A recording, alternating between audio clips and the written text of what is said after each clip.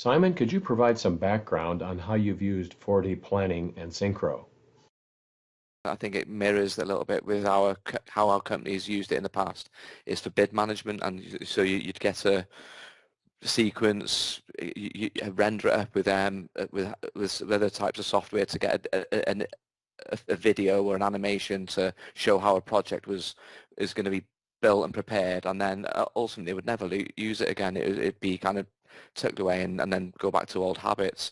On here, I worked through the whole pre-construction process, so I've been on this project since 2019 and worked throughout all the pre-construction, so there was a good period to prepare the plan, and Synchro became almost a day-to-day tool for me. As you know, obviously Gantt charts and all that side of thing.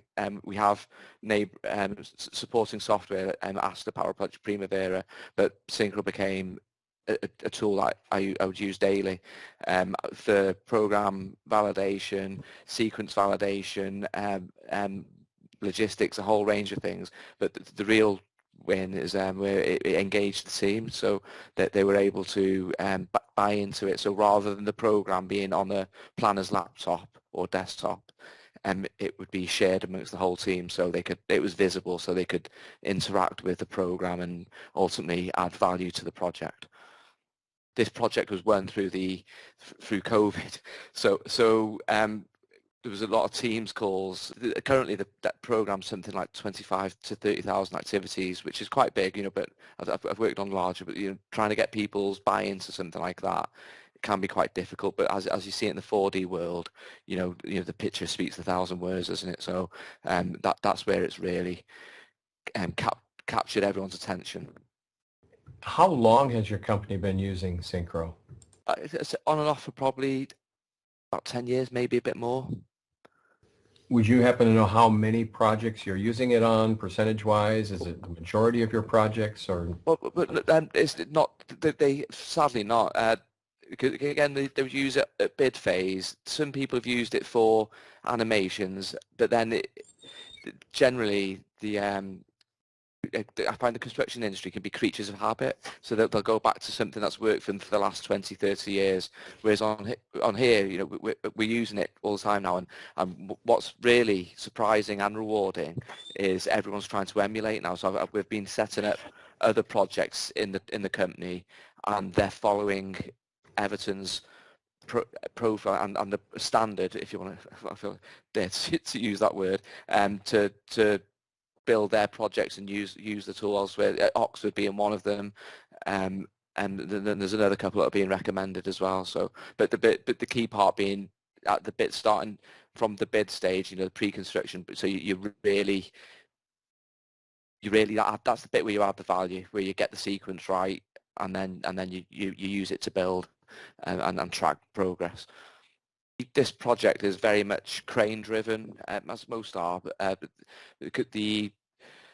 it's a part steel frame and part precast assembly, so everything's been built in the factory, so there's been high dependency on cranes.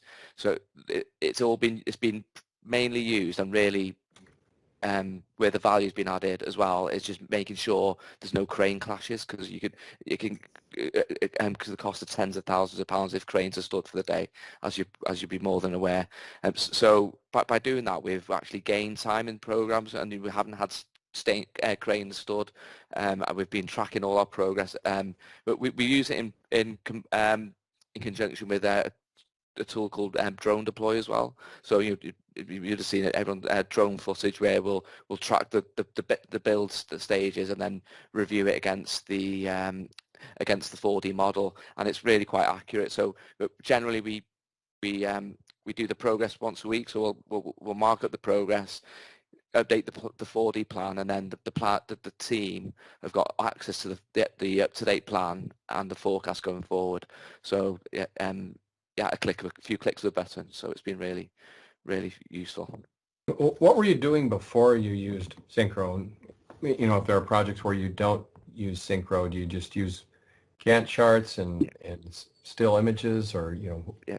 Very much so, yeah. This was a big key driver for me because I've been on too many projects where you'd say you do like a 12-month look ahead and you do week-by-week slides with your highlighters and PowerPoint presentations, and then you get 4 weeks into it and it's changed, and then you've got to get your highlighters out again and change the whole thing. Whereas I find with this, it's super intelligent, so it'll progress. You do all that work at the beginning, and then as the program syncs to the latest model, program and model, it just does it automatically. So they've got up-to-date information um, in far quicker time than by marking out highlighters. There's still a place for that, I do believe. So sometimes a quick sketch and a quick idea, but the key part with that then is people will get their sketches inform the program, so it's the one source of information, so not having separate programs here, there and everywhere, and then the program ultimately feeds the 4D model,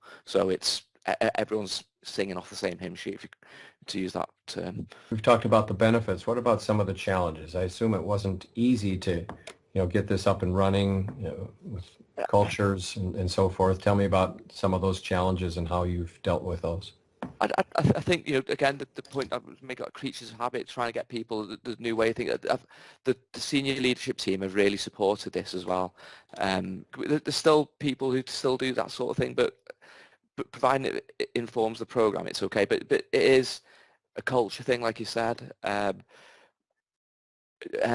technology as well, a bit of a journey, getting the hardware as well. So maybe understanding what right types of computers you need for that. But now we're using employee and synchro control, so we'll get all the fancy animations and things done like that done in a web-based portal, so it works seamlessly, and you can use it on a tablet then as well. So we're trying to get to it is our engineers and managers have almost had the digital toolbook, so they've got their iPads or tablets, and they've got the drawings on there, they've got quality management on there, they've got the program on there with synchro control, so a few clicks of a button, everyone's got everything they need, rather than having reams and reams of paper. And that's another thing as well, talking about challenges.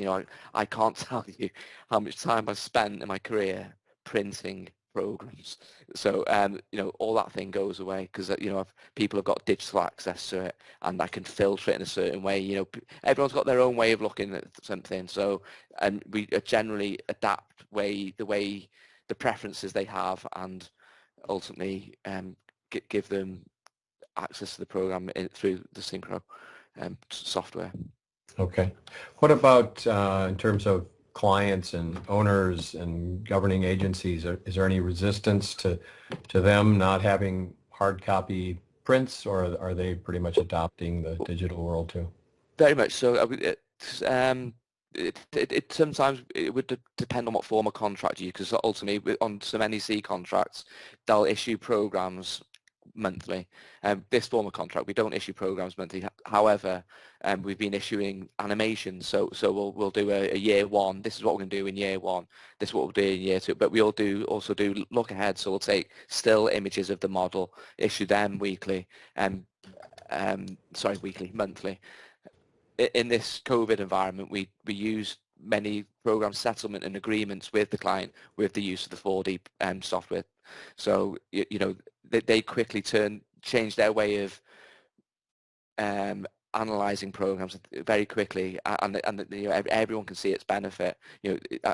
I often say this, the director can do it, but the person who does the logistics management, these people who have basically come off the tools and sometimes think if they press the on button, they're pressing the nuclear button, think it's going to there's some people who are scared of technology, but I've got those sort of people using it because with a few simple commands, and they love it as well because it's direct. They'll look at something completely different how I would look at it, which is that you've got a broader view on things, which ultimately adds value. A lot of people have recognised that, and they're thinking, oh, it must be doing something.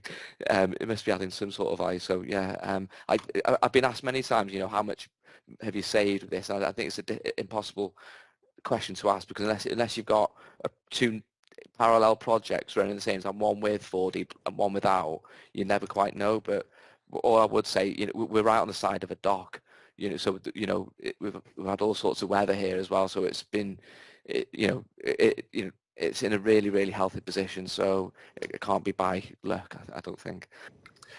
How about looking forward to future projects? What have you learned on this Everton project or other projects that you might do differently or expand in the future? From a synchro perspective, I'd probably employ synchro control a bit earlier because we were using it with 4D Pro and OpenView for the viewing side of things. I'd probably employ synchro control a bit earlier. I want what I do find with most software packages that you probably use it for half of its capability. So I'd like to want to explore what are the more I've dealt with Bentley, the more I understand what products they offer. So I'd like to try and explore, maybe consolidate other software packages and think, we can get this tool to do a lot more. So I'd probably go down that way. I'm also trying to contact the other guys about the iTwin platforms and things like that. So I can see where all this stuff's going. So I want to try my best to keep us up with the times, and not get caught out. And what about specific lessons learned on the Everton project? Anything other than, like you said, maybe using synchro control earlier? Anything down in the process that you've learned that you might just do differently in the future?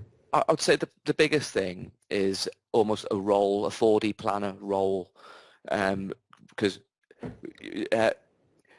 it's probably wasn't. It's almost like an evolution. I'm doing a piece because I can't tell you how many visits we've had. We've had people from Australia, people from Japan. I've been on a call this morning with the Middle East, but doesn't allow for all the people I've had from other projects in the UK.